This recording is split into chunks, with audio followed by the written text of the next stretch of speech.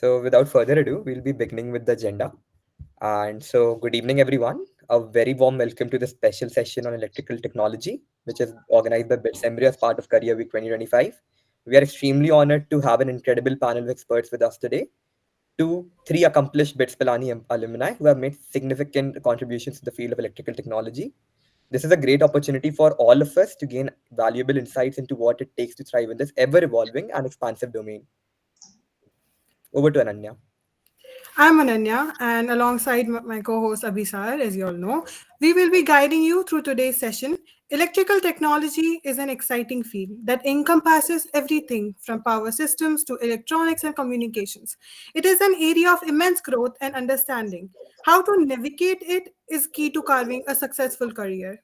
Through today's discussion, we hope to give you a deeper understanding of the opportunities, challenges, and essential skills needed in this field. So yeah, before we jump into our questions, let's introduce our esteemed panelists who have vast experience in this field. First, we have Preeti Mishra ma'am, a design engineer at Intel Corporation. She has an impressive background in hardware systems and digital systems design. Her work at Intel has contributed to optimizing and developing advanced technologies, making a significant impact on the tech industry. Next, we have Shiv Shukla sir, an analog test engineer at Texas Instruments. He specializes in testing and optimizing analog systems. At Texas Instruments, he plays a key role in ensuring the precision and reliability of products that power various technologies used around the world. Next, Abisa, you're on mute. I'm so sorry. I'm so sorry for that. So yeah, finally we're joined by Yash Khandelwal sir, a silicon design engineer at AMD. Yash works at the cutting edge of silicon design, contributing to the development of high performance computing chips at AMD, one of the leading companies in the semiconductor industry. Now, with such an accomplished panel, we are sure today's discussion is going to be insightful. So let's dive right into the conversation and hear from our experts about the journeys in electrical technology. So, for the first question, we'll be asking you that choosing a career path can be one of the most overwhelming decisions we face as students. With so many exciting fields like electrical technology, information technology, finance, and others, it is extremely easy to feel uncertain about which direction to take. I'm sure many of us have experienced that moment of doubt. So, to start off today's discussion, I'd love to hear from all of you. How did you navigate this crossroads in your own journey and decide to pursue electrical technology? And for the students out there who are still figuring it out, what advice would you give them as they try to make that important decision? Over to you guys. Okay, so I'll go first. For me, I will suggest everyone BITS offers a lot of clubs are there now. You can take part in electronics club. I think Team Anant is there. Different some robotics team is there. So I was part of Team Anant. So that's how I got involved in electronics. I was working in electronic power subsystem. So that's how I got influenced there. Ki electronics is something. So I will suggest there are two aspects. One thing is when you are liking something through clubs, or you are in finance club, I'll say, or in tech club, something you are liking something. The other thing is when you are liking the subject. So for that, I will say whoever is in first year, they should wait for the subjects to come, because the electrical science, microelectronics changes everything. So these are two things. Either you explore through clubs that how electronics is evolving, you will read about it. Second thing is either you enjoy reading subjects.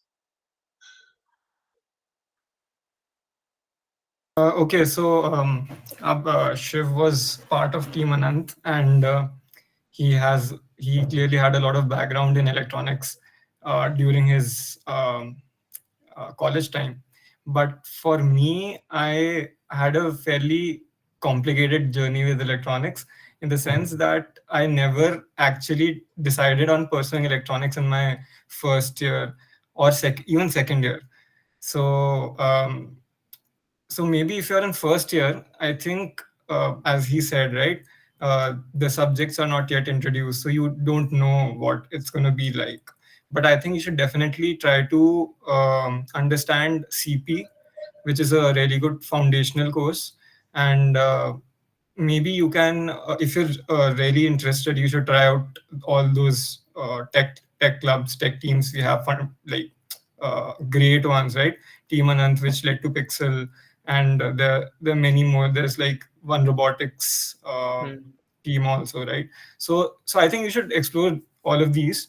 If you can get into one of them, then it would be really smooth sailing for you, I think, because a lot of people at AMD here are coming from some tech team background.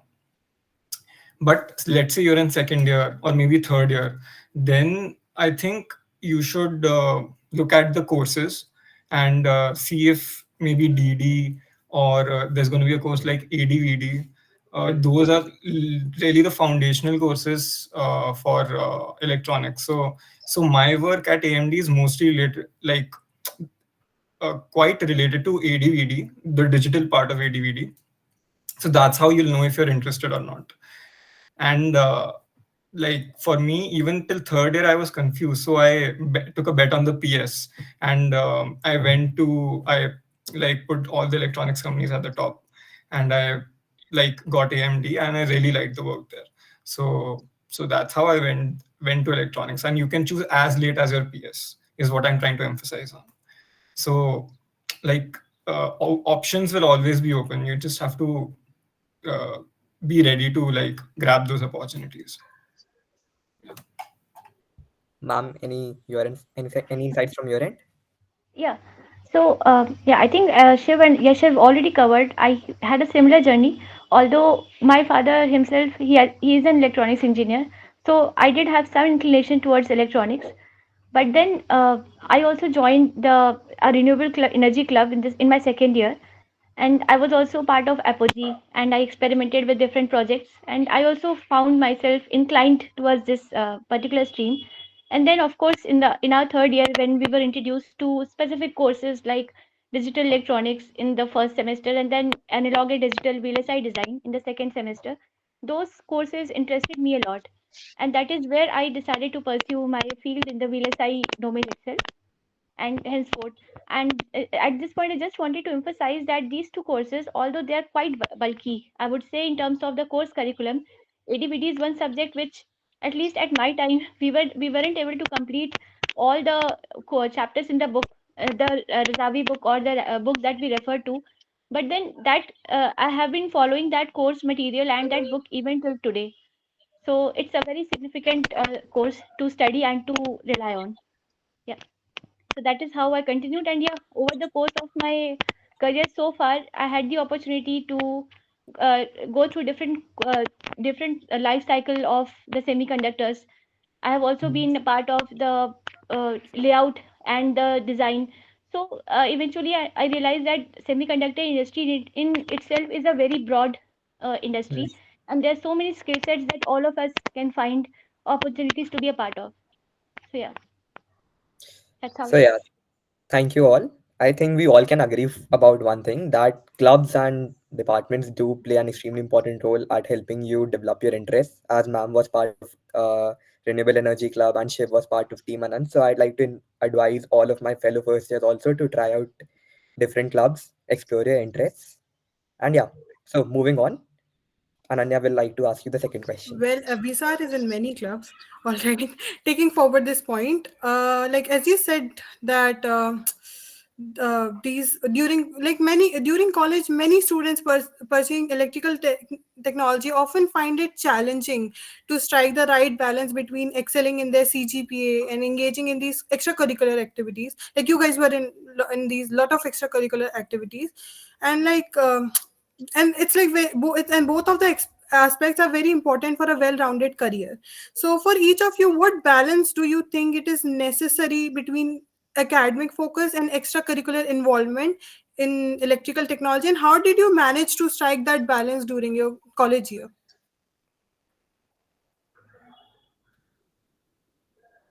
All right, I'll go first. So I think that in your first year, I think just uh, CGPA is actually very important, to be honest. That's what I feel. And if you look at it from a placement point of view, you need to have like at least above 7.5 or something. And even for PS, you need to have above 7 if you're going for core roles. So I feel that just try to keep it above 7.5, or maybe above 7 in the first year, but please don't miss out on all the clubs which are there, in the campus. There's so many clubs, and you probably won't be able to get into them easily in the second year or the third year. So you might feel that you missed some opportunity, or some interests you had, you couldn't figure out how to make your way to that club, and now you're really interested in that. So I think in first year you should just keep exploring, but just don't let that CGPA fall below the 7 mark. Even if you went below 7, just try to bring it above, because I think this is the second semester, right, for a lot of first year, right? So some of you might have your CGPA just below 7 or something like that. Even if it's a lot below 7, it's fine, because this is the first semester. So just try to push it above 7. That will give you a lot of confidence. And I think a CGPA above 7 is considered good till the 5th year or the 4th year, from a placement point of view. So in the first year, exploring is very key. You just need to, because you don't know anything. You just have some ideas ki bhai ye hota hoga kuch. It will be like some vague ideas you'll have, but you need to really delve into the stuff to actually know how it's going to be like. And clubs are the first step towards that. So yeah, just explore like finance, consulting, or even if you find like electronics is, because I don't know how electronics clubs are. Maybe these guys will be able to help you out there. But yeah, try to get your exposure.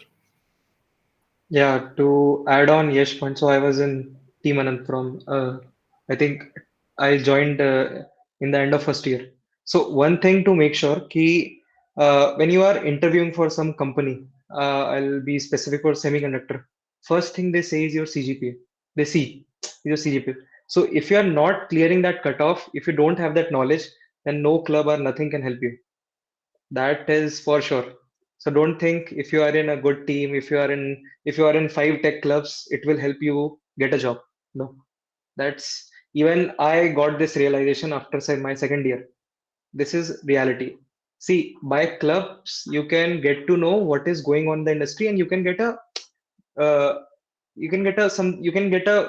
push that you will know beforehand ki what exactly I'm diving into. But make sure you are into but make sure ki so see, the thing is, even you have to make sure ki how you are dividing your time. Enjoying with your friends is also important, playing is also important. So I think this goes on, like sometimes you have to give time to your club, but sometimes make sure before your compre and everything, give 1 week before to completely to your acad. So this thing will be little complicated, but you'll learn. Yeah, I mean, I think most of the points already covered.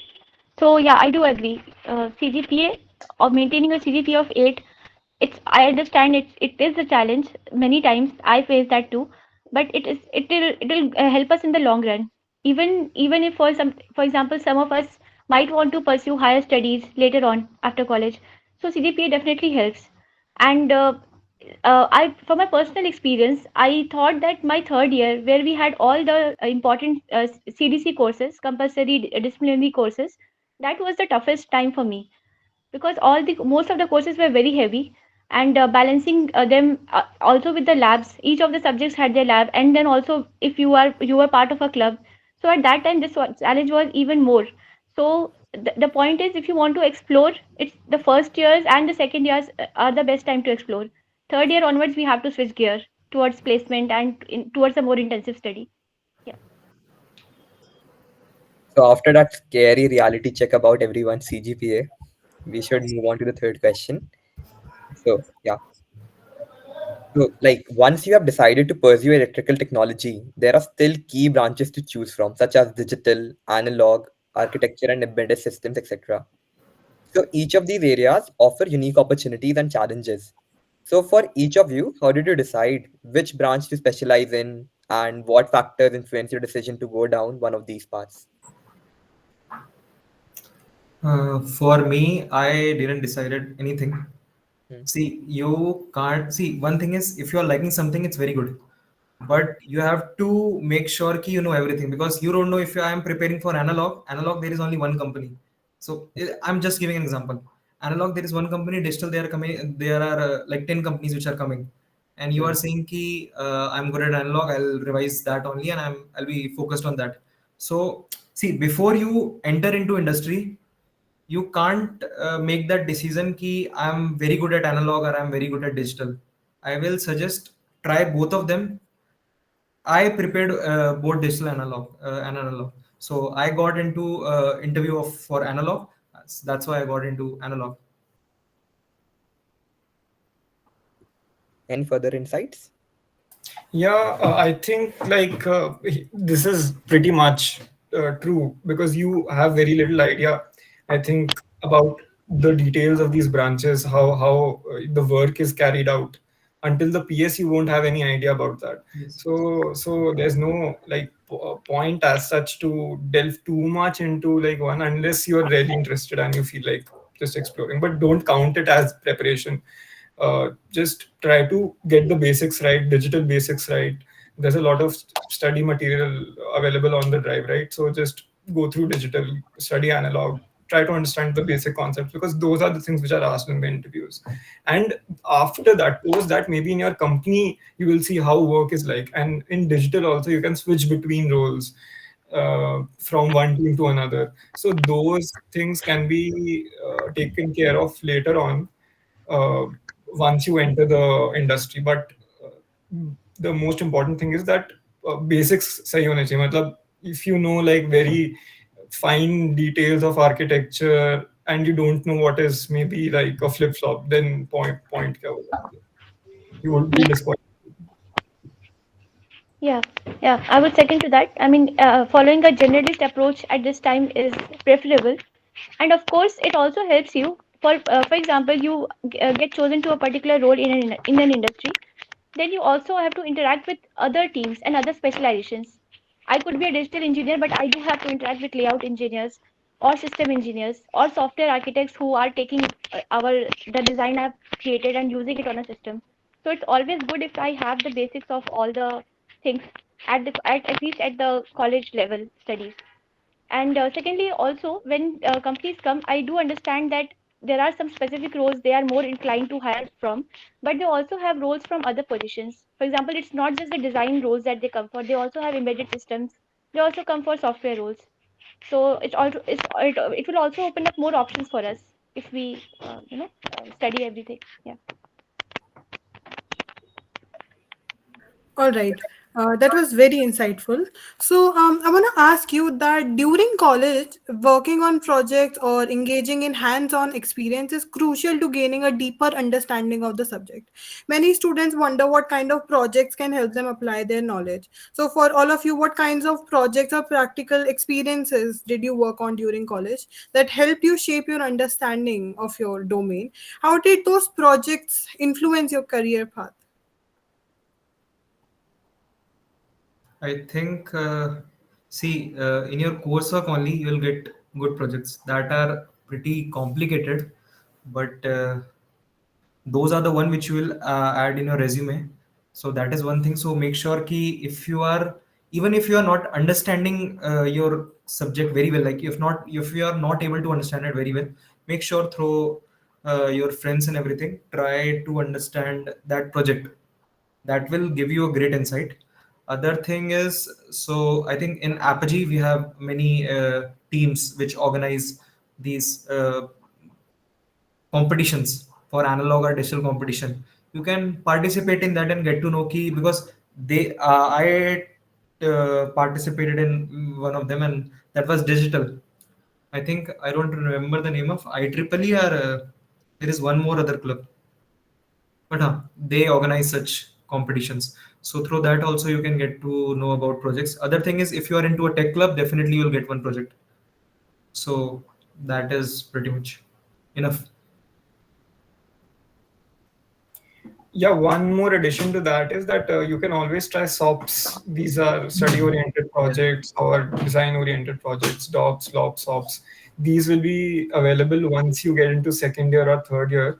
And and I think that is a very good way of exploring side fields. Like maybe some professor is doing something related to like MEMS or something related to nanotechnology or anything else, and you can get that exposure through that. Also, like there's a lot of courses available online, right? So you can browse through these courses, learn some stuff, combine it with a professor, and like develop a SOP with him. So that is how you can get one project done. And most importantly, I think what Shiv said is that in your courses itself, there'll be every course has at least one project, I think. So ADVD has one project, and this I took IoT also. That also had one project. So I think most of the courses will have one project component, and just make sure that you do that well. I mean, you at least know what's going on in that project, or if you have enough time, you can maybe try to innovate a bit more there. So that would be a good addition. Yeah, that's more than enough, I think. Yeah, nothing more to add from my side. I think both of them covered it. Yeah, that was extremely insightful. Okay, so moving forward, yeah, internships play a crucial role in bridging the gap between theoretical knowledge and real world experience. So, like for students who are eager to gain practical exposure, how did you go about pursuing your internships during college? Like, what steps would you recommend students to take to take and find meaningful internships in electrical technology, and how can they make the most of these opportunities? Okay, so I'll tell you one thing. Basically, so sometime what happens? So you have your PS. If you have good CGPA till 1 point, first say 2-1, then you'll get a good PS. So that's one thing. One internship you get through that. Other thing is your what summer internships. So if you get one summer internship, like you prepare for that and you get one good summer internship, then that's good. But don't run for any. So what happens? You are first or second year, so you will feel ki I'll do 5 internship, I'll do 6 internships, and I'll be on a good side. So that's not how it works. So if only go for internship which actually creates some impact. So PS is one thing which our college provides. So as Yash did his internship in AMD in his 5th year. So even I didn't had an internship. Only my PS1 I had before getting into TI. So the semiconductor companies basically does not look. So if you have an internship of 2 or 3 months, you won't get a result from it. Okay. So it's better if you are getting into a good internship in your summer internship or PS, then that's good. Otherwise, focus on your co-curriculum, extracurricular, not on your subjects and on projects. Don't run for internship. First, make sure your basics are right. Yeah, so one thing I would add to that was key. PS is an exceptional tool at BITS to actually get you a really good internship in your final year, and like 6 months is a decent amount of time to get exposure to that industry. So before that, just ensure that you have a CGPA. If you have a CGPA above 8, you'll definitely get either NVIDIA or TI. If you have something like 7.5 above, you'll definitely get AMD. So and then there's a lot of startups. I think the one thing you should do at PS stages, I don't think you'll be having that for a couple of years.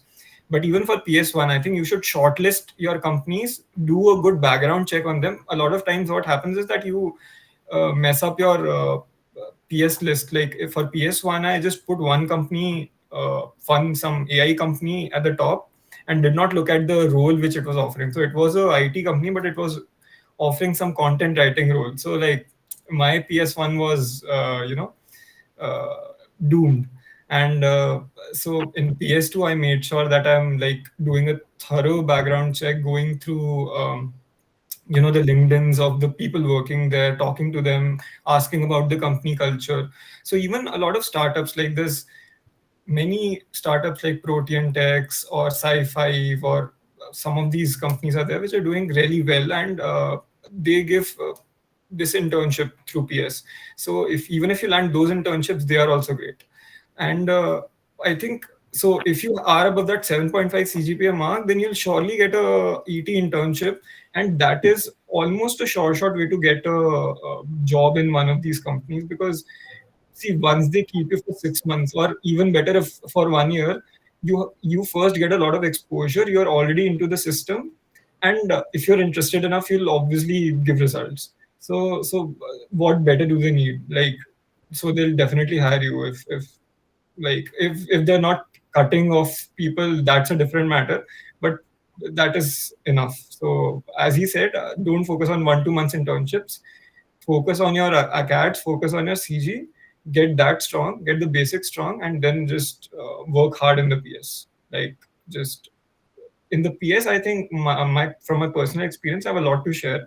So I think in PS, you'll be having a lot of teams along with the team you're working in. So there you should try to get as much industry exposure as you can, because that is your window from the college to the industry for the first time.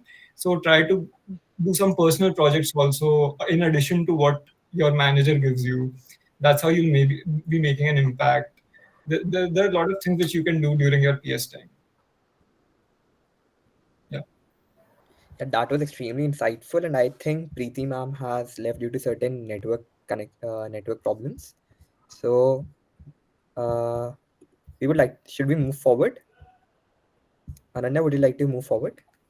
Um, yeah, we should move. Let's wait a minute or so, something. Shall we? Sure, okay. If that would be fine.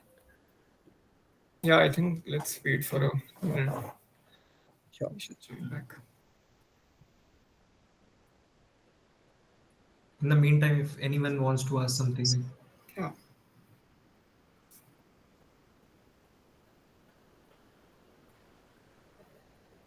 Yeah. In the meantime, can I ask my question to Shiv? Sure. As you mentioned that you were not able to, that you did not apply for an SI, or you did not get one.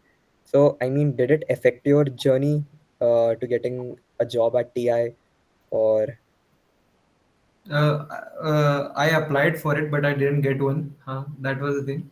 So see, as I told you, I thought ki first when if you're trying for something and you don't get that, then you think ki now it's finished, but it's not like this. So when I talked to some person who is already working in industry, they told me like, see, 2 months is a very short span to judge you, or you'll get any experience. So if you are when you are in placements, they if they see a 2 month internship, they will check ki this guy knows something, this guy has been selected. It's not like ki in 2 months he has learned a lot. So one thing is that they will not ask you very basic questions about electronics. They know ki you have already been selected into one company, so you know that. But if you don't have an internship, they will go through basics. So only that is the difference. So if you don't get an internship, just focus ki whatever preparation material has been given to you by college and is serious, just completely focus on that and you'll be good to go.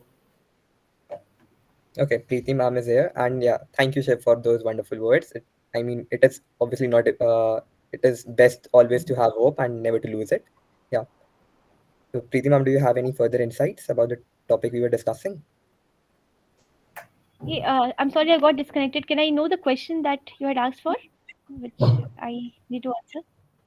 Yeah, we were talking about internships and Okay. the role play. Right.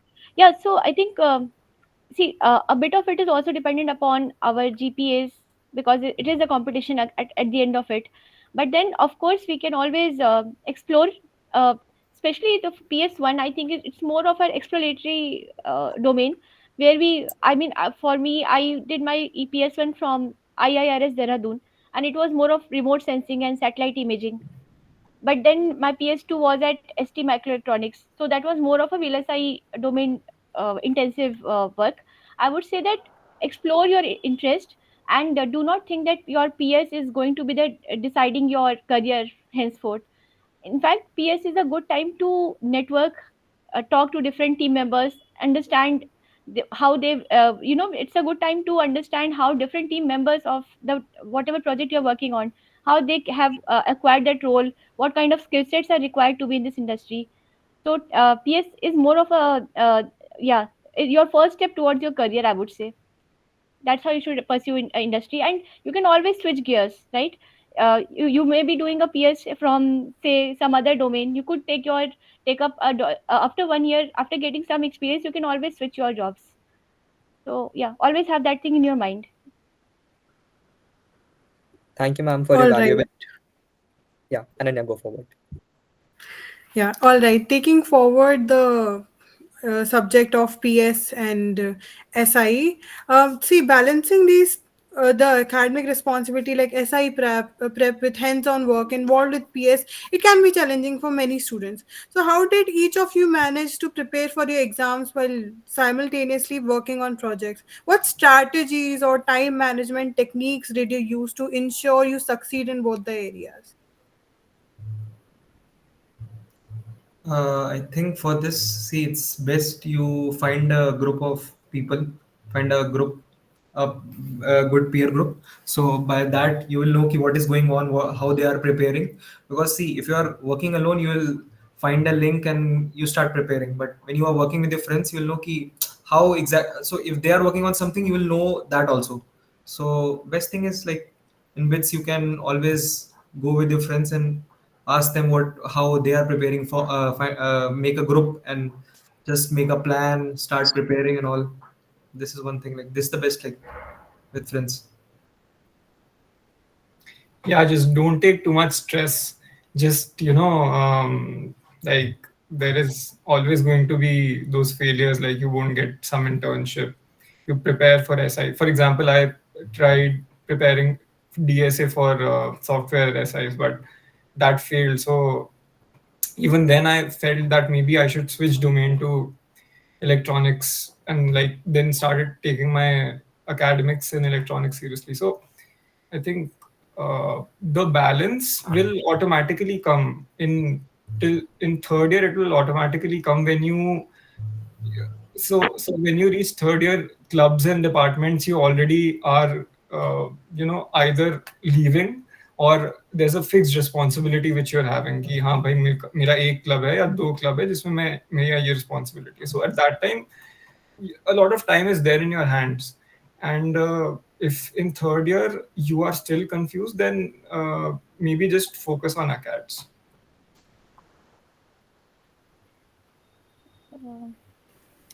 Yeah, I would say that I was also not very good at balancing, as you said, during my college time. But I realized that there's always a strategy. And as Yash just mentioned, you don't need to take a stress, right? It's not that this is like the final chapter and you cannot move past these CDPAs and these exams. Take these exams as an example of how you can deal with stress. You are going to be part of the industry. There will be a lot of timelines, time and again. You will be going through these kind of situations where you will have to balance your life. You will have your personal life. You will have different kinds of maybe side projects, or you have some skills that you want to continue pursuing along with your job. So you will always have to make time allocations and time management. So I guess college life teaches you that right from how to start with. And then just talking about exams, right? I realized that especially in our third year courses, it's a good time to go through the past year question papers. Those give you an examples of the patterns and what kind of questions are asked. That saves you a lot of time when you start. You actually prepare from the books or from the slides. You get an idea of how to prepare.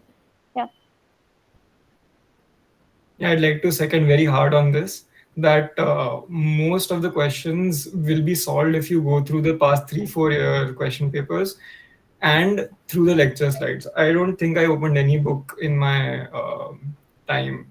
And I think another thing which people take too hard is that if some of your friends get internships and you don't get internship, then you feel disheartened, or you'll feel a setback कि भाई मैं तो पीछे रह गया वगैरह. But at the end of the day, after 5 years, everybody is in the same boat. Like everybody gets a job, everybody will either get placed or get through a PPO through a PS, or they'll do some project and get a job through like off campus or something. So at BITS you'll have a lot of opportunities. Even after you graduate, you'll have opportunities as a BITSian. So don't be discouraged when you are not able to do something. Take it in a positive way and keep working hard on one thing or the other. Just cut off the noise from other people. All right, that was very motivating and like something we needed to hear. And next to you, Abhisar. Yeah, so very well said, everyone. I think life is a balancing act, and it is extremely important to stay stress free, take things light, and also focus on your academics as well. So yeah, since we are on the topic of taking stress, yeah, so I'd like to ask you all that, uh, like the circuital branches are often seen as extremely extensive and demanding. So many students find themselves overwhelmed and sometimes even choose to leave these areas later on. So, what for each of you, what kept you going despite these challenges, and how did you stay motivated to push through these demanding fields? Uh, I think it's just the interest. See, it doesn't matter you are getting an A or A minus. I don't think I got any A in my triple E degree. So that's fine, man. See, it's not key how you are understanding your subject, or it's like if you are interested, try to get into it. You have your PS and everything. So just like go through it and just keep moving. Just if you have an interest, don't think about grades. Just let it move on. Yeah, absolutely. I agree that getting grades and having an interest are a lot of times quite disconnected. I remember I worked hard on like I was really interested in a subject. I worked hard on it. Like there was microelectronics, right? Razavi's course. So I really worked hard on it. But in the exam, I wasn't able to solve any question. And it's very demotivating. But you have to look at this that all of your peers are also in the same boat. You have this average, right? The average ही तुम्हारा 3 4 5 होगा. And even if the average is not that low, even if you're scoring below the average, there's a lot of times कि ये सब luck based होता है. So you should not get disheartened by grades. If you're interested in a course, it won't matter कि तुम्हारा कितना grade है उसमें. मतलब just keep learning about it, just keep studying. And there'll be courses in which you won't work much, but then still you'll get A minus or something. And so I think that way grades are not directly proportional to your interest or your hard work. And you should try to look at CGPA as one thing and then interests as almost like keep it in a separate basket कि ये तो मेरा interest है but CGPA तो मेरे को लाना है वैसा करके. So be a bit strategic about this also. Ki don't try to work too hard on courses from an academic point of view in which you know that you might not be able to score that much. And always try to work hard during your exam days on courses जहाँ पे you think you can get good grades. Because CGPA बहुत important. Exactly. No one will see कि microelectronics में आया था या गीता में आया था. C minus था, D था. No one will see that. They'll look at the overall CGPA and then look at your knowledge. So plan smartly. All right. Oh, okay. Yes, ma'am. Please. So I think it's already covered. I would just 2 words: be strategic and always remember, as Shiv said, these marks are not deciding your career path. And once you enter the industry, you will be learning everything again, not the basics, but then there will be a fresh learning. So look forward to that. And while you are in career, just think that these years are formative years of my journey, which will be starting soon. So it is just that this is a time when you are strengthening your basics. You are getting ready to learn once you are part of the industry. Yeah. So yeah, I think the C grade which I got in PS course should not be too demotivating for me. Yeah. So yeah, over to you, Ananya. All right. So moving on. So one common dilemma many students face after completing their undergraduate degrees, whether to pursue a research or a master's degree or jump directly into a job. So what factors did you consider when making your decision, and what advice would you give to students who are unsure about what path to choose? I think for this, it's best to talk to seniors. Like even I don't have that experience. For me, I was very clear that I wanted to go for placement because see, during your undergrad degree also, I thought कि बहुत पढ़ लिया. Now it's time to do some, because you learn theoretically everything. Now it's time to implement something. So that's how I think about this.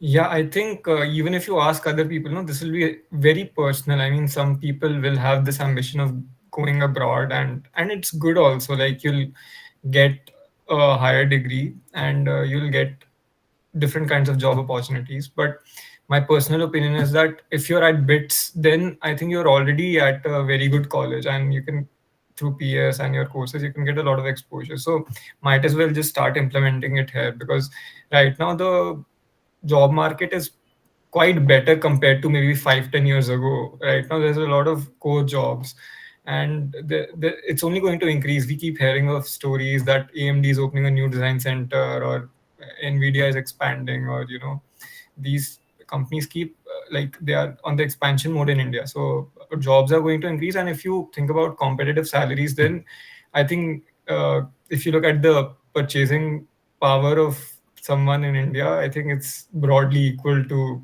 US का कोई बंदा जो वहाँ काम कर रहा होगा. So whatever lifestyle you would prefer, I mean, here you are, having a different kind of life. There you'll stay away from maybe family, or that could be a fun factor you can consider. But it's highly personal here. And I think, so one thing I asked with one of the seniors who was working in TI was that, is it a factor ki, in promotions or in, success, does a master's degree help?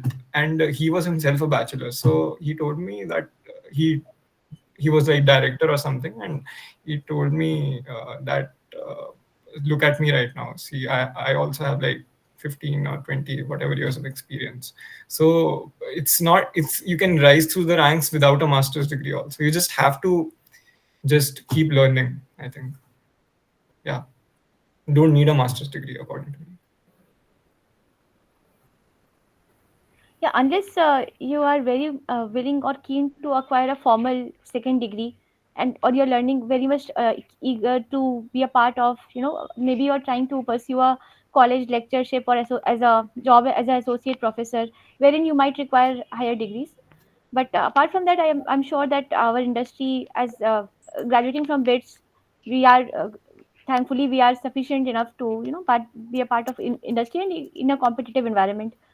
But yeah, also I would like to say that in case you are going for higher studies, you always have an option for going for it after some years of your job, or you can also pursue executive education, where your company itself will sponsor you if they see any benefit from there. So those options will be open after few years of career as well. Yeah. So yeah, as we were already talking about experience, so I would like to direct my question to Preeti ma'am. So ma'am, with your extensive experience in the field of electrical technology, you have seen the industry evolve significantly over the years. The field is constantly changing with new innovations and technologies emerging all the time. So how do you stay updated with these developments, and what strategies do you use to continue learning and adapting in such a fast-paced environment? Yeah, I would say that humbly like to admit that experience is quite a subjective matter actually. I do know, I mean, a lot of my juniors, I keep learning from everyone. So, but then having said the amount of years I've spent, yes, for sure, technology has been evolving. There was a time I remember when I was in college, the kind of technology I was working was 180 micrometer channel length, and at present we are talking about 1 nanometer. Those things are in discussion. So that way, technology has evolved a lot. Then there's a lot of talk of artificial intelligence, and it has been there for quite a few years. I personally make it a point to read about I make it a point every day when I start my day. I start by reading about the products that Intel, for example, my current company, what are the product portfolios, what are the competitors. This is also very interesting, right? You get to know that how your design or whatever you are working on, how that is helping to improve your company's market placement. So that is how I have tried to be upfront with the technologies. And then there are a lot of ways. There are technical seminars or meetups your companies might be organizing, or also you can part of those technical seminars and meetups, and you can learn about the different technologies. There are so many presentations given by representatives from different companies. You can be part of that. And I would like to just iterate that it is very important to stay abreast with the current technology. It's that with the world of AI, there have been a lot of disruptions. There are a lot of companies which have lost market. There are companies which have acquired market. So it is good, and not to scare anyone, not to scare myself too. But it is good if we are aware about the technology. It is always good to take advantage of such changes, and changes will continue. Semiconductor is one domain where there is going to be evolution all the time. So it is good if we are in forefront of this change. Yeah. Thank you, ma'am. And well, Shiv and Yash, would you like to add on to something that ma'am already said? Like, how do you see the ET field different from how has it evolved over the years? I think what Preeti has told me, even we will note that, because we are starting our career. But Yeah. one thing which I had in my mind, that we only work on analog, whatever we have read in our college, but that's not it. Even programming, AI, and everything. Even I am working on some AI project right now. As an analog engineer, I'm more involved in that. So yeah, so you think like that, key you will work into analog, but everything has been defined. So you have to evolve with new whatever is coming. You have to get evolved with that. So that's how you keep up, I think.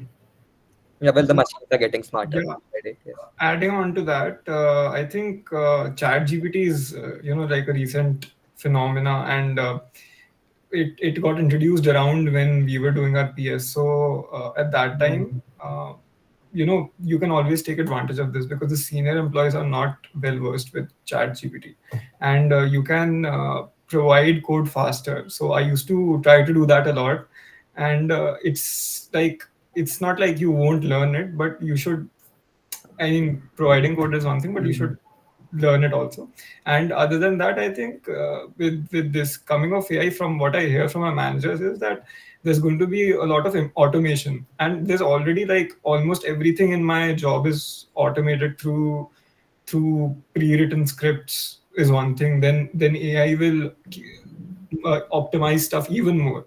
So learning whatever new tools are coming into the industry, and you are just a resource for your manager, so you should keep upskilling, because if tomorrow like three people's job is can be done by one person, then they would be inclined to fire two.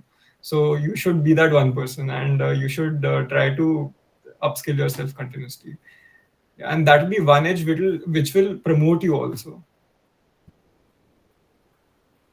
So yeah, it Yeah. is extremely important to stay updated with time. And yeah, so over to you, Ananya. All right.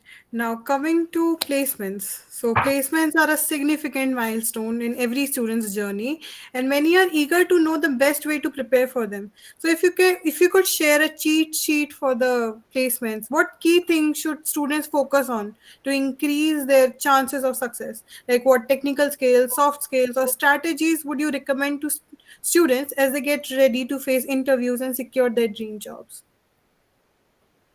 I think after some internships are over, then you should decide where you want to go. If you are for placement itself, see, if you are opting for placement, so I was confused. I should go placement or PS in first semester. So these all discussions happen with your senior. You ask them. This is one thing. So get your plan ready by 3-1 or 3-2. 3-2 though it should be. Then other thing is, so I think there are drives which even our seniors have made. So it's best to go through that drive for company specific practice questions. I think all past year questions have been given. That's one thing. So I think there is one online interview, one online test, then your interview. So for test, I think, so you will see for test they mainly ask gate questions, which have been for uh, topic specific. If your topic is electronic devices, or if some company asks that, so they will pick up question from gate, which gate PYQs. That is one thing. For interview best is chronicles. Read all those chronicles which seniors have written. What question have been asked there in their interview. Everything is there. Chronicles are best. I think I didn't go through this painful placement process because I went through the PS, so I can't comment on that actually. But what I can tell you from my experience in PS is that I think at PS also you need to, like, you'll have a lot of time to showcase your skills, but you have to be consistent with it. And establishing a good relationship with your manager is very important. So try to do that, and also try to set your goals or set your expectations clear with your manager from the first week itself. If you're looking for a job here, then just communicate that to your manager so that they also know that you are in here for that. And maybe if your managers are good, they would tell you beforehand that if there's a availability or if there's not an availability, and then you can maybe have a discussion. Maybe I want to change my team, aisa karke kuch. So I'm saying this because I saw a lot of people in my PS who were reluctant to talk to their manager about their prospects in the company, and that is what really hurt some of them later on. Because in the end, the manager was like, "Oh, I didn't know you were interested in a job here," or something like that. They'll pull off. So you should, it's better to have that clear beforehand, so that you can maybe shift teams also. Yeah, I think Preeti can tell from a placement perspective also.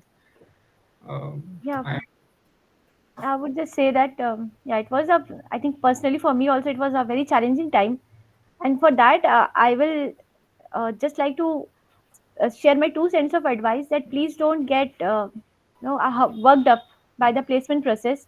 See, there are so many of us. All your entire batch will not get placed in one single company, and companies will not come on a single day. There will be times when your friend or your roomie or sidey wingy has got placed, and you are still awaiting a offer. Please don't get bogged down by that. Please take this as an opportunity that maybe something good is coming for you, and trust. There has to be some trust in your process. If you have done your hard work, you are strategic in what roles you are looking for, there will always be companies. Thankfully, we all are part uh, of a campus, of a college, where we will not be facing the situation that there is no placement happening for us. It's just that we are looking for the best company or the best role that is suitable for us. So just be strategic and be aligned to that. And tech roles, already Shiv and Yash have shared the strategy.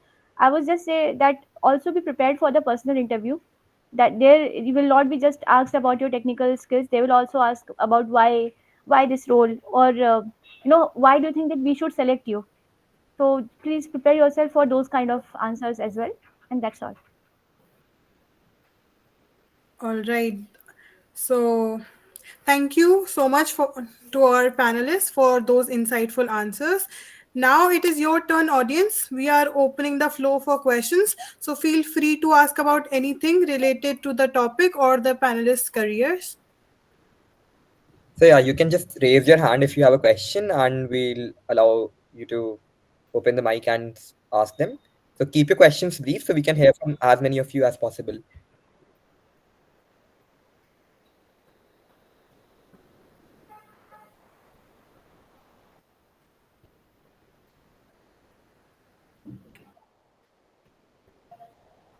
Yeah, Chaitanya, go ahead. Hi, so my question is that if you were in first year right now, what skills would you acquire yourself with in the first year itself? Can you repeat what? If you all three were in first year right now, what skills would you acquire yourself with? I'll We're in first year. I think go try to be in any tech team. I'll say, so that you'll get to know. See, if you are in tech team, it happens like this. It's a 3 or 4 month of recruitment process. Through that only you learn. Even if you are not being selected, you'll learn a lot. So I'll say that apply for every other team if you want skills. Yeah, for tech technological things, right? Just try all these tech teams. They are wonderful. A lot of my friends were part of these, and I think you can try DVM or there's coding club and all. I mean, all of these are really good for learning purposes, and this first year is the ideal time to do that. So I'll be trying to grab all the opportunities, even if I think that I'm not that good. I'll still fill the form or give the entrance test to these clubs if I was in first year. Yeah, Agamdeep Singh, you can go ahead.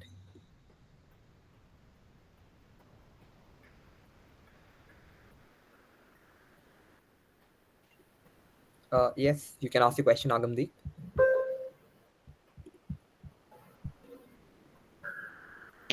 I think he's experiencing some kind of network issues on his end. I You think can he has dropped, send In the chat messages. box. yeah, I think he has dropped a text in the chat box. He was asking like, can you talk a bit about SEM 1 versus SEM 2 PS for singlites?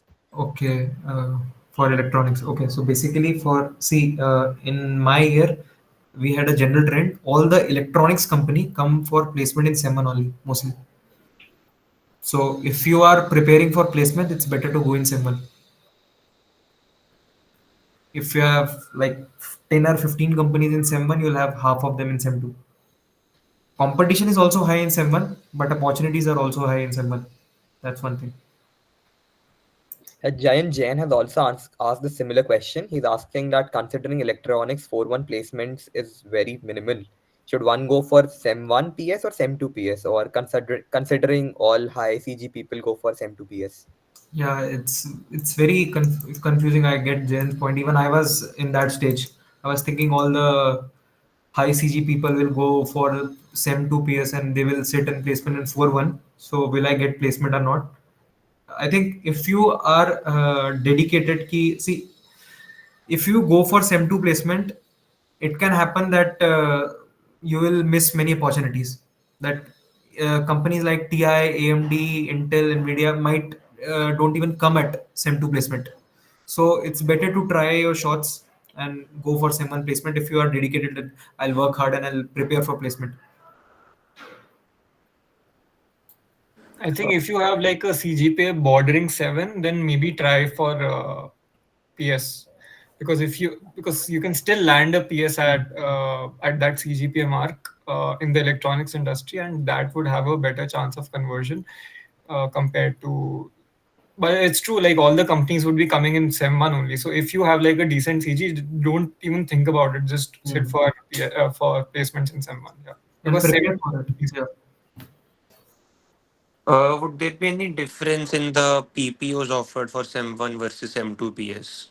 No. No, man, it's not like that. If you have worked, even see, Yash will be better on to say that. Yeah, PPO wise there is no difference. Actually, the max they do is कि इस college के लोगों को इतना PPO देंगे. I mean, उससे ज़्यादा कुछ नहीं, मतलब SEM 1 SEM 2 doesn't matter. Even like PS or placement doesn't matter. It's just same package for everyone. Exactly. Yeah. Yeah, Aditya, can you share your question? Am I audible? Yeah. Electronics placements में off campus का क्या scene है? Off campus, it's very tough, man. It's very tough. See, you are in BITS. That's why you are privileged to get into these companies, like whatever we are in, because you are already having PS and you get placement opportunities. Otherwise, off campus, I'll say there are companies not specifically for electronic, like analog or digital. There are companies like startups. I'll say Pixel and Revos and all. There are startups which will hire, but MNCs won't hire off campus. It's very rare. I've like as a fresher. Okay. Yeah, I think probably after a year. Sorry to cut you, Shiv, but probably after a year or two of experience, you can try off campus. Okay, so I have a follow-up question. Let's say I don't get a placement and I don't get a PPO as well from my PS. Then what should I do if I'm properly interested in electronics? Are my doors closed? I don't think it will be closed, man. I have seen people like something comes up. If you have done PS now in 6 months, you have that experience, someone or some other company you can get. If you have that, even if you have done that 6 month experience, that counts. Because if you are in bits, you have decent CGPA, you have done some internship in AMD or TI or Nvidia, Intel, some in some good company, then you can get something through startups. As I said, Revos, Cerebrum, or Tenstorrent, these startups. Okay. Yeah, I Thank you. mean, there are WhatsApp groups, there's so many alumni Hmm. networks. You just keep on reaching out to people. Yeah. A few of my friends were in a similar position, but they eventually ended up with Hmm. good jobs. Okay. So, yeah, don't worry. All right. There are many startups which are working on it. Yeah, are there any more further questions from the audience?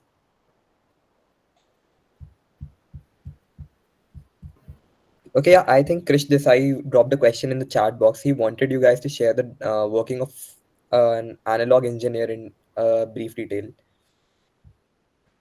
Okay, so basically, if you are an analog engineer, there is a complete. So if you have to manufacture one chip, there is one complete cycle: your design, verification, validation, and testing. So before manufacturing your chip, you design on your tools. That is your design role. Then for that design to verify, there is verification engineer, which also happens in tool. Then your chip gets into manufacturing. When it comes after manufacturing to the company, then there's the role of validation and testing people. They validate that chip as a customer perspective. Then your test engineer basically writes a code or make a methodology so that every chip will be tested before getting into the customer. That is one thing. So there's a flow of, like, there are different four roles. I'm currently on the validation and testing side, but yes, if you want to discuss about it more, you can ping me later on.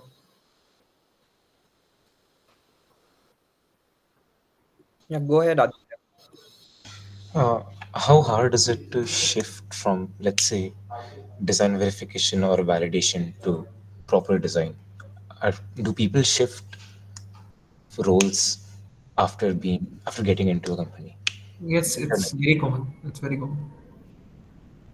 Okay, so it's not like that if I get into design verification, then I won't be able to go into core design, RTA. No, no. So basically, if you have been, how the allotment happens, it's not in your hand. So Okay. if I have been selected through a company or anything, they allot you some role, and if you do good in that, let's say for 6 or 1 month or 6 months or 1 year, then you have a chance. You can talk to your manager, but that's for sure. You have to work good in that role. Okay. Yeah. Okay. And I would like to add here that this is where your basics during the college years will play your part. You might be into validation or verification role, but you might have basic knowledge about the design side, which is when you'll pursue it further. Okay. Okay. Thank you. Yeah, Aish, do you have a question? You can go ahead. I'm a first year computer science student. Is there any chance for me to make electronics provided I don't have any electronics courses? Is there any real chance, or if there is, how do I?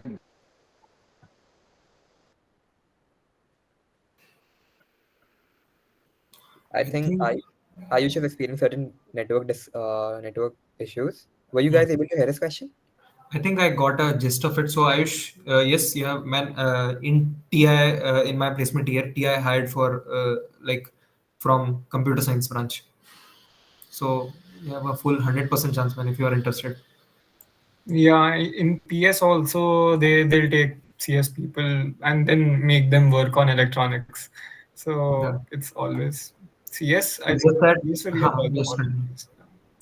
it's just that you have to work on your electronics part also, but they will take you because they want people who are more into computer science field. But if you are working on an electronic company, you have to have that electronics background also. Little bit experience, little bit. You have to learn basic analog.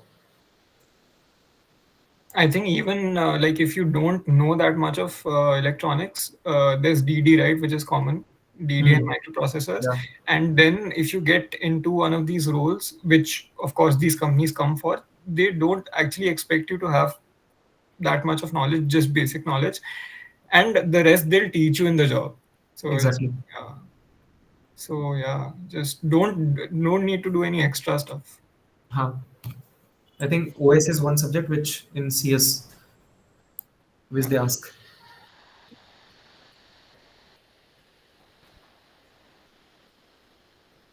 All right, Madhav, you can ask your question. Yeah, hi. So I wanted to know in India in VLSI domain, how are the opportunities in both front end and back end, and which has like more opportunities to be specific in both front end, like versus front end versus back end. Yeah, so VLSI front end, back end both have opportunities, luckily. But I think back end, I've heard that in the long run, it is going to be a, better, compensation wise, it can be better. That's what some people say. I don't know, maybe Preeti knows more about this, but I think both are lucrative fields and both have their own different challenges. So I am coming from a back end field, and I think it is quite uh, challenging, the debugging process and everything. But the front end people also face similar challenges, and the important thing is that you can switch between the two. I mean, right now I am in back end. After this project, I'm shifting to front end. So they took me without any issue because both the teams work together ultimately. Exactly. Yeah. So that's what I wanted to convey, that end of the day, it is your personal goals or your alignment to the roles which will decide your career. And of course, both the teams are going to interact. The entire design process includes both front end and back end. So it's good that you know about both and then you choose based on your interest.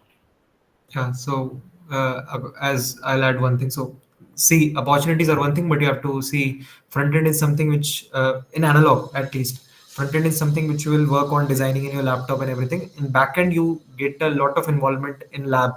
So you're actually seeing what is happening. So some people fascinate that, some people fascinate that. So you have to think after 10 years, what I want to do. Where do I see myself? I want to completely be in analog. I want to be just see how MOSFETs and transistor working. I want to play with it. Lab work or more of design work, whatever. That you will get by experiencing, I feel. All right, Kavya, you can ask your question. Hi, I'm a dualite and slightly above 8 CG. I wanted to ask, should I target dual PS at companies like AMD or Texas, or should I sit for placements in SEM1? Like, I'm a bit confused about that.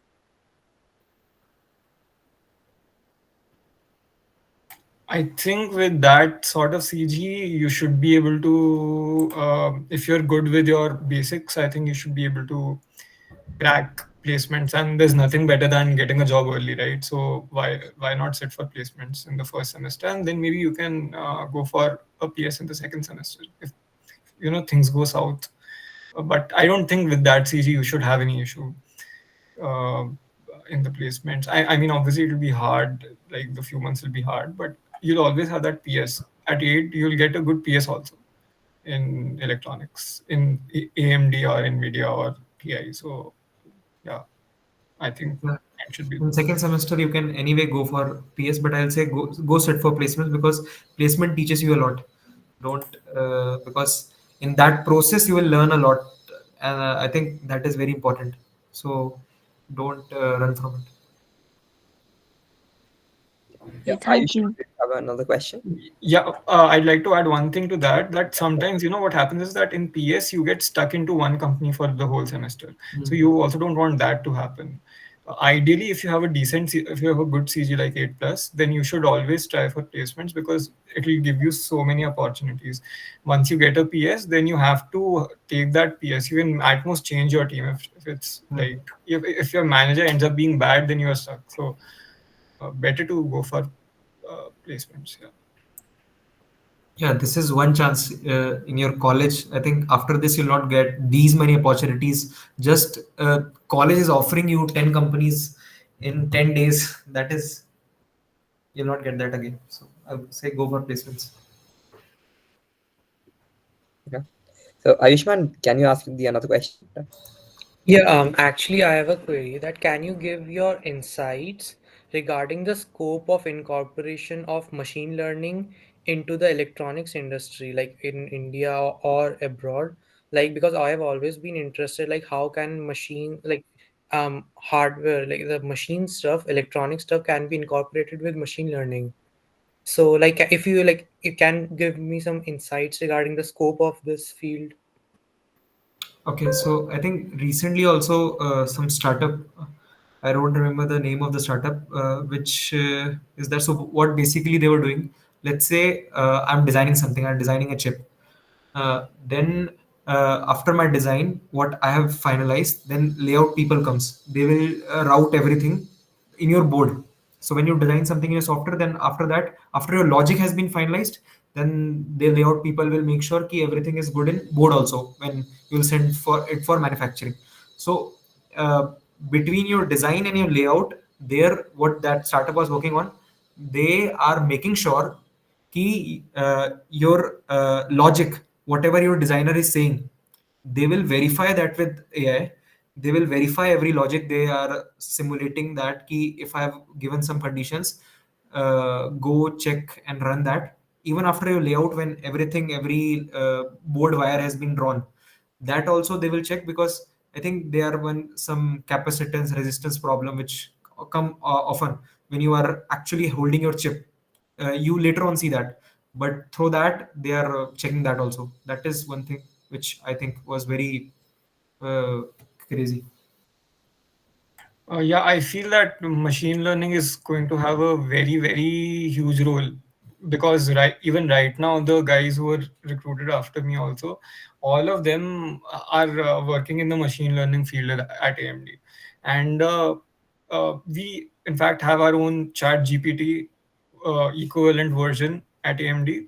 So I'm sure some people would be working on that as well, right? And even if you look at my work, our team is continuously trying to incorporate machine learning commands, machine learning algorithms into the design because it would save a lot of time.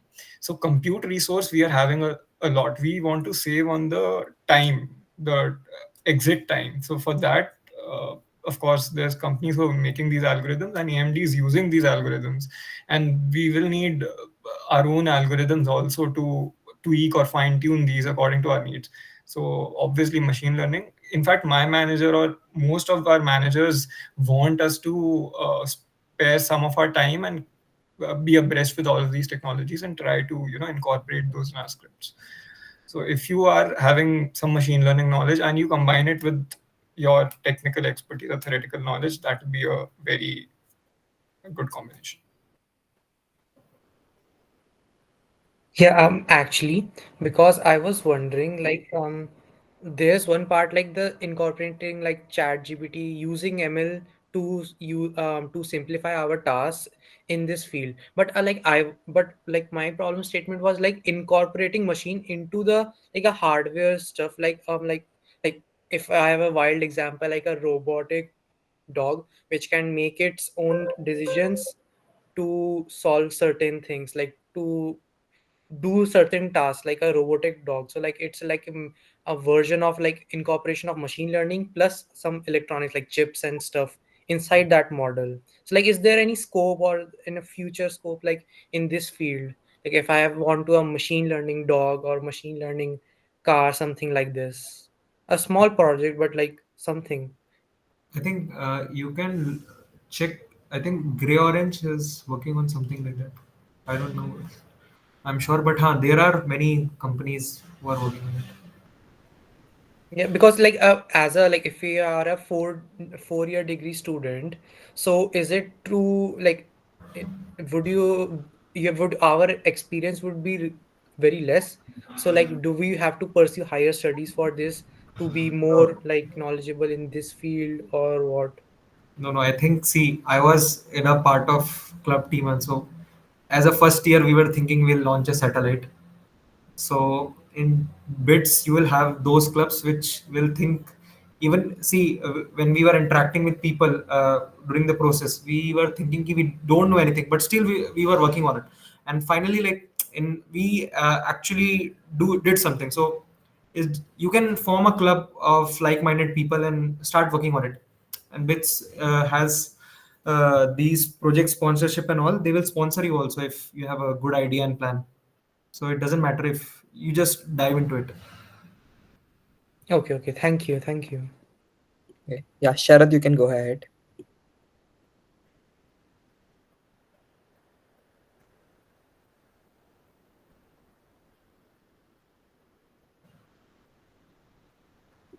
Yeah, I think Sharad, you are not audible right now.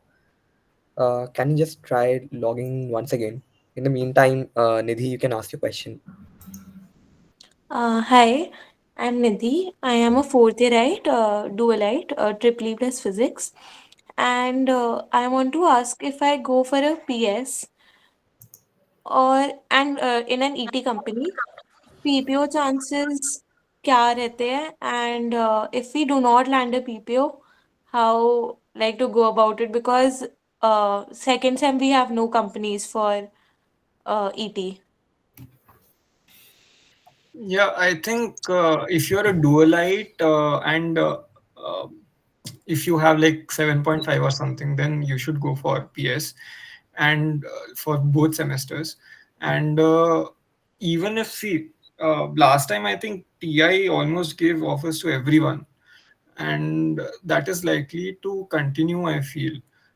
Even at AMD, the conversion was not as good, but NVIDIA also the conversion was good. So I think if the CGPA is not very high, but not too low, then I think just both semesters PS, because you'll get a good company. And then the main thing is that if you're doing a 1 year PS, you after 6 months also you can switch your team. You have so many opportunities to switch your teams, learn about other teams. You can get a lot of exposure in that 1 year, like because responsibilities are very less, and like access is 100%. So whatever you want to go into, whatever you want to try, you can just try it out. And ultimately, even if you there's a very low chance though that you won't get a conversion as a if you spend 1 year at a company, okay? Because ultimately they want people who are comfortable in their environment, know the team, can work with the team. Technical skills you will acquire with time. The more important things are these team sort of skills, and like system पे कैसे कुछ debug करते हैं, ये सब Unix कैसे use करते हैं, ये सब वाले skills are also very important. They want like results as fast as possible once you join, right? So they would ideally want to take you in. But even if they don't, still that 1 year exposure and your relations with the HR will help you get a job as soon as you there is an opening in the company. So I have a few friends who did not land a job, but then they got a call from the HR maybe 2 months down the line. We have a requirement here, and if you want to join, you can give an interview or you can straight up join the company. So yeah, it's pretty good. And one more question I have. It's pretty naive, but I'm still confused about ET and IT. And so, if we choose ET first, like if we choose to go in ET, what are the chances to switch? And like, what is that thing that inspires you to work? Because, like, how can you continue in that field? Like, how are you so sure that you want to be in that field? I mean, it's more about like, this is not a naive question, because I was in a similar muddle in my just before my final year also.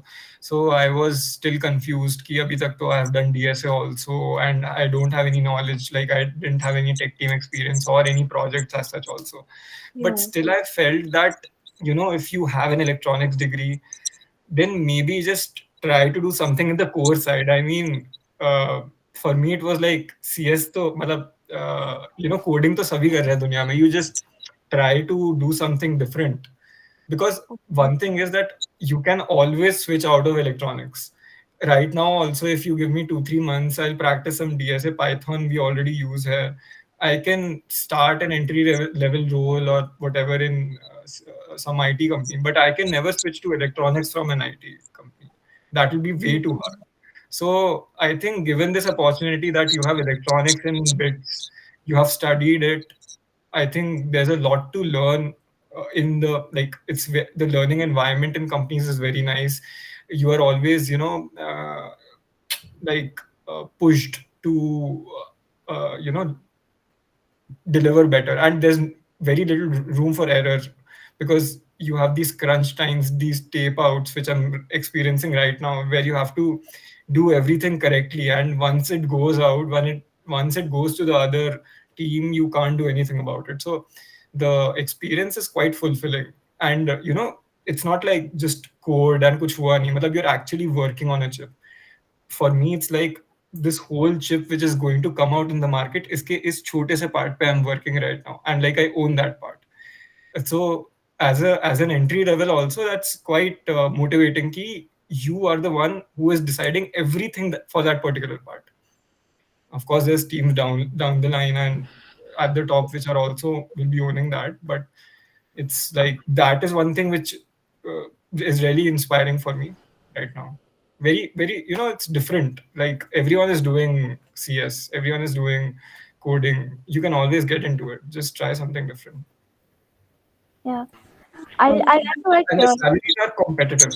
Salaries are quite competitive. Yeah. So I just wanted to add 2 points here. One is that the switch which Yash has talked about, eventually as you keep growing experience in your own industry, let's say you chose ET, it is if you chose IT, it is going to become all the more difficult since you'll be having more responsibilities. Uh, let's say your priorities will keep you engaged. It will be difficult to acquire skills from other domain and switch. So in case if you want to do so, do it early in your career.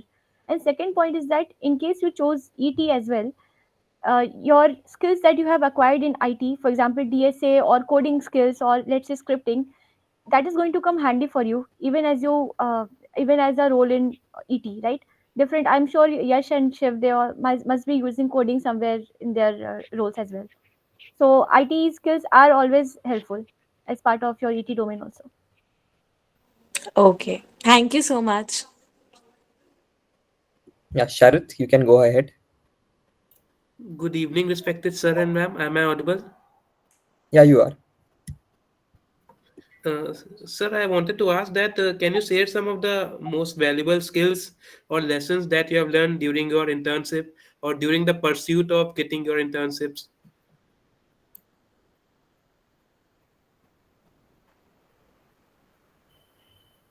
I think it's just that you have to, if you're not getting it, just get into a feedback kind of thing. Understand why you haven't.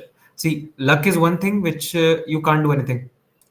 So make sure if that factors comes in, you can't do anything. Just work harder. Whatever you are doing, just do. But if you are doing something wrong, let's say you know that you have skipped that topic and the interviewer asked that question, so you have to work harder on that. You have to revise that topic. So don't stress it out, but make sure you are in a continuous feedback loop. If you are in internship, talk to your manager, talk to your peers, what I'm doing right, what I'm doing wrong. Then through that you will learn a lot. Yeah, internships are more like a transition between your college life and your formal career which you are going to start. So for me, that internship time was the time where I developed more of the networking skills, how we present ourselves during meetings, how we take feedbacks as Shiv mentioned, and how we deliver on timelines. That is going to become crucial as you become part of the industry. Yeah, Agamdeep, you can ask your question. Hi, so I'm interested in analog domain and all I've heard अभी तक कि analog के लिए सिर्फ TI आता है. So is there any feasible roles for me to pursue analog apart from TI? Apart from TI, see, in placement it's true, man, ki for analog only TI comes. But apart from in PS many companies come, like ST Microelectronic comes. There are some other startups also which come for analog electronics, but in placement mostly, yes, TI only comes. That's true. That's why I said na ki it's better to prepare for digital also. You don't know ki whether it's one company, and if you are not selected in that, then your hard work and whatever you have is wasted for that particular placement season. Yeah. However, if you are so much inclined to analog, just give it a shot after a year or two. And I'm sure with as you gain experience, more companies are open to hiring analog Yes. engineers. Thank you all. Are there any more further questions from the audience?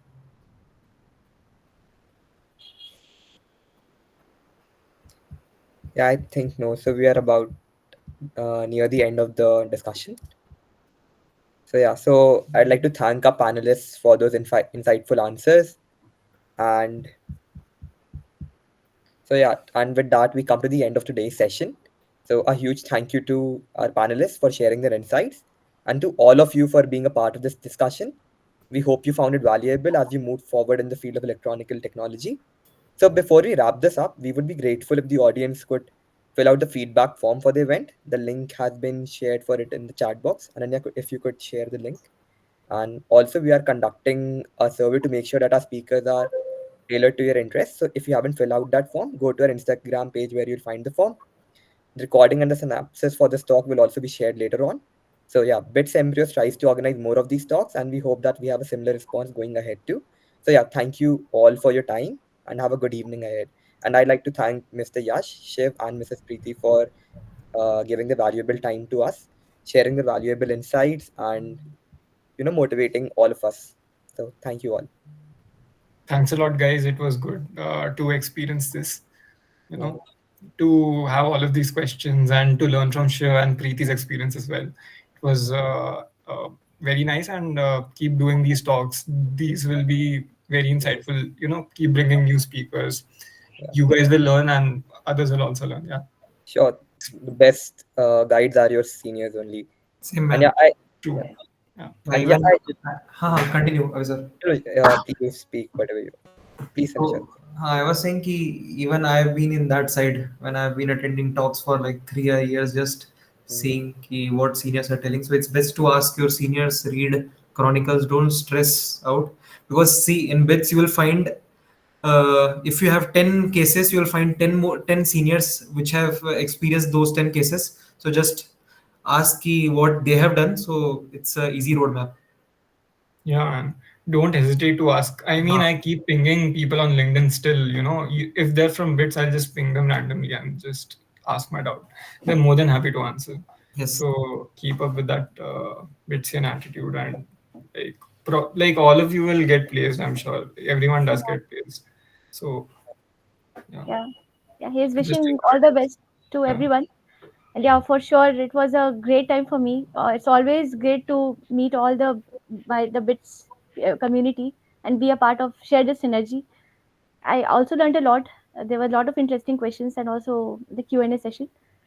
And yeah, keep organizing the sessions, and just all the best to everyone here. It's a very interesting domain. Just find your path and work on that. Thank you. There was one question personally from my end. I just wanted to ask you guys, is the word light still in your dictionary? Do you use it? 100%. I have taught it to my colleagues now. Everyone also take life now. Yeah. If you see a BITSian man, you talk like you start like that. Ki everything is light. It's going on. Yeah. So light is on, and even those small other words, those are also on. So nothing has been light on that front. Yeah. You're BITSians for life, right? It's once a BITSian, always a BITSian. So yeah, it actually helps you though. Just to mention that, it's always good to come back to your college roots and just get stuck to those basics. Yeah. Okay. So yeah, so I think now we all need to take light and take light, not too much light in your first year though.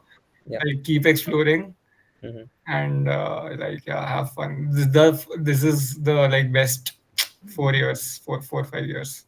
Yeah. Thank you all for joining. We had a lovely session. Thank you everyone. Thank you. Thanks everyone. Thank you. Bye. Bye.